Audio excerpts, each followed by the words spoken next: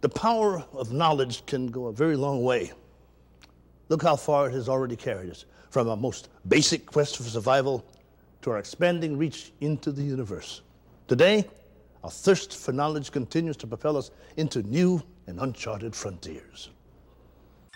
In the United States, about 1.6% of the population, close to 5 million people, have developmental disabilities. This includes people with conditions like Down syndrome, cerebral palsy, autism spectrum disorders, and other conditions that occur in childhood and last throughout a person's life. People with developmental disabilities have challenges in major life activities such as language, mobility, learning, self-help, and independent living. And while the reasons for these limitations are many and differ greatly, one fact remains the same. These individuals all hold the capacity to learn, develop, and flourish in life. When I think about limitations that face students with developmental disabilities or intellectual disabilities in the classroom, I think a lot of them really are the expectations that we have for those students. So I think that really the limitations are not in the kids, it's in those around them who need to realize that they can do much more than perhaps they expected. In the past, the potential of these individuals was not always recognized by society. People with developmental disabilities were often undervalued and hidden away from society.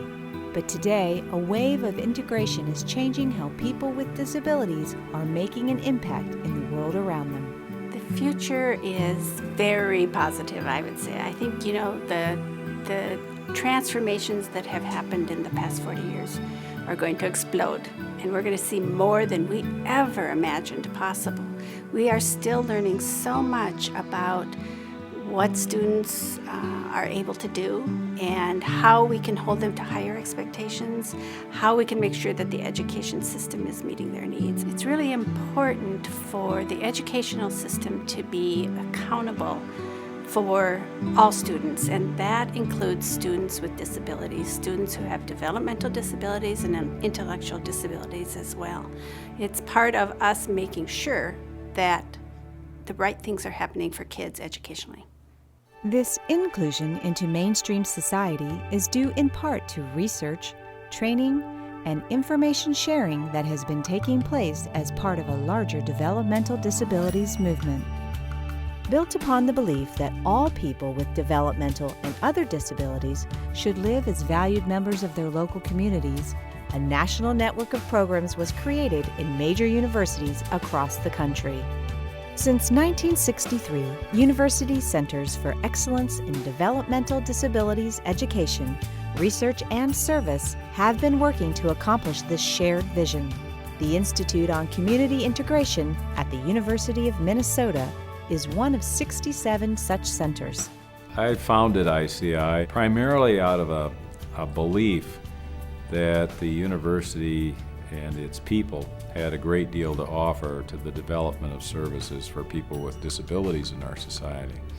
This is one of the most dynamic organizations on the university campus where research, education, and the commitment to the public good come together in a truly meaningful way.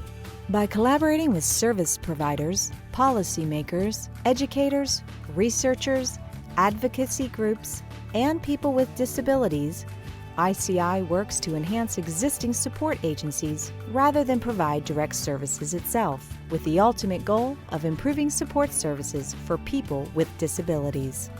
The mission of the Institute has been, pretty much since its inception, that of improving community services and social supports for people with disabilities and families.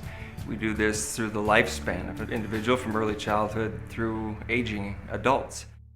ICI works across the lifespan designing programs that address the ever-changing needs and stages of people with disabilities. The Institute is organized around 4 specific parts of the life cycle of individuals with disabilities. We start first with early childhood. We operate with school-age young people as well, individuals in K-12 programs throughout Minnesota and nationally. The third area focuses on transition and employment services for adolescents who are preparing to leave public school. The fourth area is adult and community services, which has been a very core part of the Institute's programming since its inception, even before its inception. Society has made great strides in its perception and realization of the exceptional potential of people with disabilities. By creating educational and employment opportunities for people with disabilities, as well as promoting policies that foster self-determination and better community-based support, the Institute on Community Integration and other programs like it only plan to continue to ride this wave of change.